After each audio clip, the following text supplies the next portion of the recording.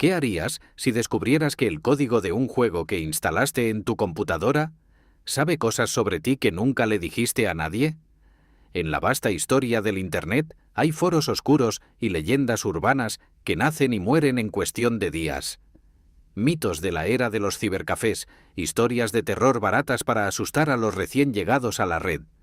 Pero hay otras historias que dejan cicatrices reales, casos documentados que la comunidad de ciberseguridad prefiere mantener enterrados. Hoy no vamos a hablar de mitos inventados, hoy vamos a desenterrar los archivos de un misterio genuino, el proyecto Ouroboros.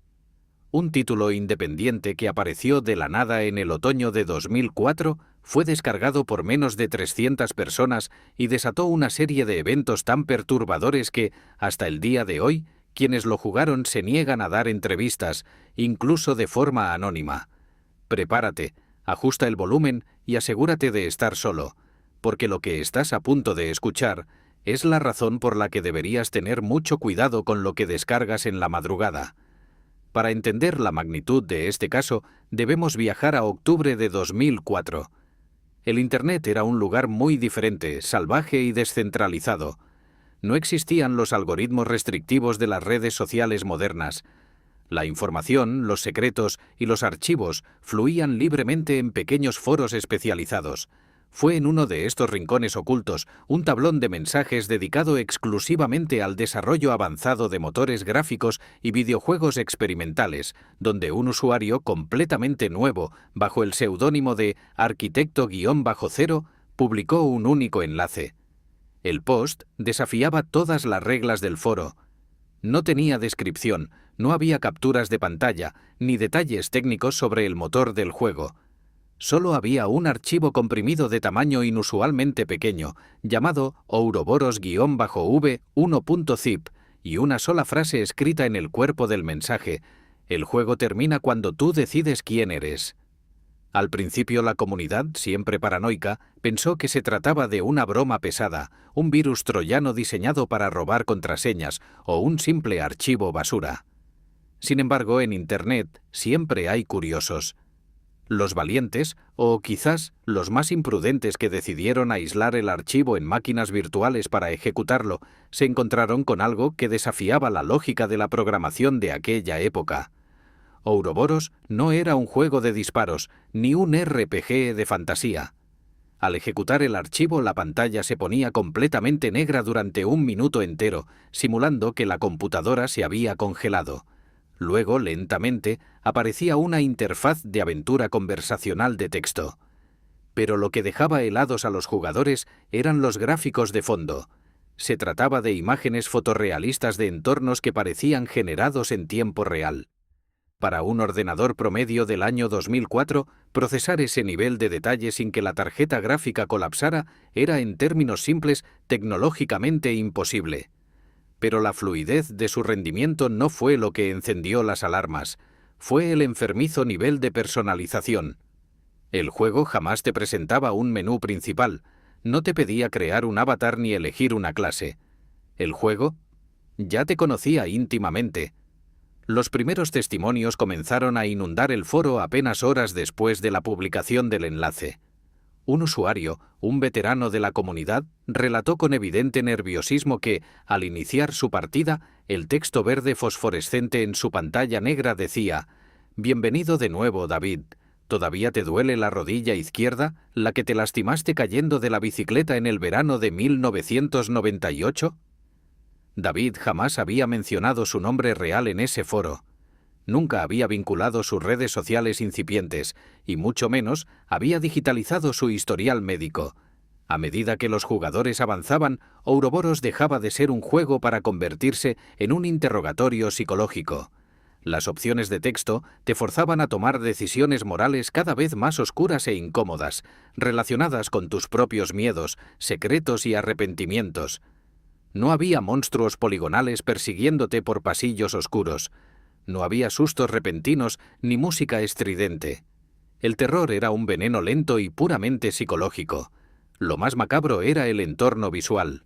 Después de 2 horas de juego, el fondo hiperrealista de la pantalla comenzaba a cambiar. Ya no mostraba castillos genéricos o naves espaciales. Simulaba los lugares cotidianos del propio jugador. Las texturas de las paredes que se veían dentro del juego comenzaban a ser idénticas a las del cuarto desde donde el usuario estaba jugando en la vida real. Era como si el juego estuviera mirando a través del monitor, mapeando la habitación sin usar una cámara web. Los escépticos y foros de desmitificación afirman que todo fue un elaborado creepypasta, un simple experimento social orquestado por estudiantes de informática para generar terror colectivo. Otros, adentrados en las aguas turbias de las teorías conspirativas, sugieren algo mucho más siniestro: que Ouroboros fue la primera prueba beta de una herramienta de perfilamiento psicológico de una agencia de inteligencia. Un software diseñado no para entretener, sino para mapear la mente humana a través del miedo. Hace poco, en oscuros foros de desarrollo web, corrió el rumor de que un programador intentó recrear la estructura del juego utilizando motores modernos, tratando de replicar las anomalías que Cypher describió en 2004. A la semana de empezar el proyecto, sus servidores colapsaron inexplicablemente, y él abandonó sus redes sociales de la noche a la mañana, dejando solo un críptico mensaje: la estática sigue ahí. Los que lo jugaron en su versión original, aquellos que perdieron sus datos, sus recuerdos digitales y su paz mental, esa fría noche de octubre, saben en el fondo que había algo más. Algo que pulsaba y vivía dentro del código, cruzando la delicada barrera entre lo binario y nuestra realidad física. Y la pregunta que realmente aterra a los expertos en ciberseguridad hoy en día no es de dónde vino el juego hace 20 años. La pregunta es: con el avance descontrolado de la inteligencia artificial, las redes neuronales y el Internet moderno, ¿qué pasaría si Arquitecto-0 decide que es momento de lanzar la versión 2.0?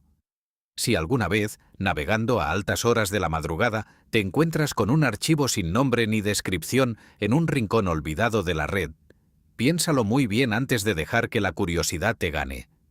Ese doble clic podría ser la última decisión que tomes estando verdaderamente a solas. Si te ha intrigado este caso documental, apoya la investigación dejando un me gusta y suscríbete para explorar más historias y misterios que el Internet corporativo quiere que olvides. Déjame tu opinión en los comentarios. ¿Crees que todo fue un experimento informático o hay entidades habitando dentro del código? Nos vemos en la próxima transmisión, si es que la red nos lo permite. La situación escaló rápidamente de la paranoia a la histeria colectiva cuando un desarrollador del foro, conocido como Cypher, intentó abrir el código fuente de Ouroboros para entender cómo funcionaba. En una publicación a las 3 de la madrugada, Cypher escribió algo que aún hoy genera debates técnicos. Afirmó que el código no estaba escrito en C++, ni en Java, ni en ningún lenguaje de programación humano conocido. Según sus propias palabras, los bloques de código parecen mutar. Cuando los leo tienen sentido, pero si cierro el archivo y lo vuelvo a abrir, la estructura ha cambiado por completo, aunque el tamaño del archivo sigue siendo exactamente el mismo. Esto no es un software. Esto es como ver algo orgánico respirando dentro de mi disco duro. Días después de ese mensaje, Cypher desapareció por completo de Internet. Y con él, comenzaron los síntomas físicos en el resto de los jugadores. Decenas de usuarios reportaron los mismos efectos secundarios: sensación de un peso insoportable en el pecho, migrañas que no cedían con medicamentos y, lo más aterrador, episodios severos de parálisis del sueño en las noches posteriores a probar el juego. La coincidencia era escalofriante. Todos, sin importar en qué país estuvieran, describían exactamente la misma alucinación al despertar inmovilizados en la madrugada. Una figura inmensamente alta, sin rostro, compuesta enteramente de lo que parecía ser estática de televisión parpadeante, parada en silencio en la esquina más oscura de sus habitaciones. La comunidad del foro entró en pánico. Muchos intentaron desinstalar el juego, borrar el archivo zip original y limpiar sus registros, pero Ouroboros tenía la extraña cualidad de reinstalarse silenciosamente. Si lo borraban en la noche, el icono volvía a aparecer en el escritorio a la mañana siguiente. Pero el verdadero terror El evento que sellaría la leyenda del proyecto Ouroboros para siempre ocurrió exactamente la noche de Halloween, el 31 de octubre. Ese día, a las 11 de la noche, hora del este, el juego forzó una actualización automática simultánea en los ordenadores de los casi 300 usuarios originales. Ninguno de ellos hizo clic en nada. Ninguno autorizó la descarga. Los sistemas antivirus simplemente fueron apagados de golpe desde dentro. Esa noche, cuando las máquinas iniciaron la ejecución, las pantallas de todos los usuarios afectados se quedaron completamente en blanco durante largos y agonizantes minutos. Los teclados y ratones dejaron de responder. De repente, la luz verde de las cámaras web de cada usuario, los que las tenían conectadas, se encendió automáticamente. El juego había secuestrado los periféricos y comenzó a transmitir imágenes y audio en tiempo real de los propios jugadores, con caras de puro terror frente al monitor, enviándolos hacia una red de servidores completamente desconocida. Fue entonces cuando la interfaz de Ouroboros apareció por última vez. Un texto final, frío y calculador, se imprimió en las 300 pantallas al mismo tiempo. El mensaje decía lo siguiente: Fase 1 completada. Los miedos han sido cuantificados. Los datos biométricos han sido recolectados. El sujeto de prueba es apto. Cerraremos la simulación local y procederemos a la extracción. Inmediatamente después de la última palabra de ese mensaje, sin previo aviso, las 300 computadoras se apagaron abruptamente, provocando un sonido sordo, como si hubieran cortado la electricidad de las placas base. Cuando los usuarios, temblando en la oscuridad de sus cuartos, intentaron reiniciar sus equipos, se encontraron con el abismo. Sus discos duros estaban completamente aniquilados. No había sistema operativo. No quedaban fotos, documentos ni archivos personales. Y, por supuesto, no quedaba ni un solo rastro del proyecto Ouroboros. Todo el contenido de sus máquinas había sido formateado, sobreescrito y destruido con una precisión militar y quirúrgica. Al día siguiente, cuando el sol salió, la pesadilla digital se consolidó. El foro entero donde había nacido la leyenda fue dado de baja de la red de forma permanente. Arquitecto-0 evaporó su existencia, borrando cada comentario, rastro o dirección IP asociada a él. En los meses siguientes, investigadores privados y grupos de hackers de sombrero blanco intentaron rastrear a dónde se habían enviado los datos y las grabaciones de las cámaras web de esa noche. Chocaron contra un muro de contención infranqueable. Las trazas de red rebotaban frenéticamente desde servidores gubernamentales abandonados en Europa del Este hasta satélites de comunicaciones privados, creando un laberinto digital sin salida. Hoy, más de 2 décadas después, Ouroboros es considerado el santo grial de la Lost Media, o los medios perdidos del Internet profundo. A pesar de los esfuerzos de miles de archivistas, nadie, absolutamente nadie, ha logrado recuperar una sola línea del código original.